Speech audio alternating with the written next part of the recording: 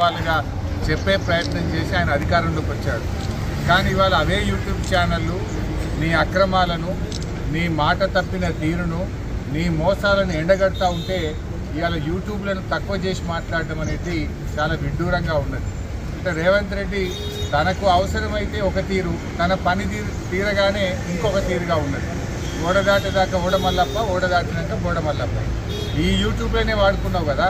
ఈ యూట్యూబ్లను నమ్ముకొని నువ్వు మరి గత ప్రభుత్వం మీద ఆరోపణలు చేసి, గత ప్రభుత్వం మీద ఉన్నవి లేనట్టు, లేని ఉన్నట్టు చెప్పి, అబద్ధాలు చెప్పి నువ్వు అధికారంలోకి వచ్చినావు కదా. అవే యూట్యూబ్లు నీ బండారాన్ని బట్టబయలు చేస్తుంటే, నీ అవినీతిని బయటపెడుతుంటే, నీ యొక్క డొల్లతనాన్ని, నీ మాట తప్పిన తీరును, నువ్వు ప్రజల్ని మోసం చేసిన విషయాలను బయట పెడతా ఉంటే ఇవాళ నువ్వు తట్టుకోలేకపోతున్నావు. తట్టుకోలేక నీ అక్కసును యూట్యూబ్ల మీద వెళ్ళబుచ్చుతా ఉన్నావు. ఇవాళ ప్రజలకు అర్థమైపోయింది, ఇవే యూట్యూబ్ ఛానల్ బిడ్డ నిన్ను గద్దె దించడానికి రాష్ట్రంలోని యూట్యూబ్ ఛానళ్ళన్నీ ఒక్కటైతే నీ బండారాన్ని బయట పెట్టరు. ఖచ్చితంగా నీకు తగిన శాస్తి ఈ యూట్యూబ్ ఛానళ్ళే చేస్తాయి.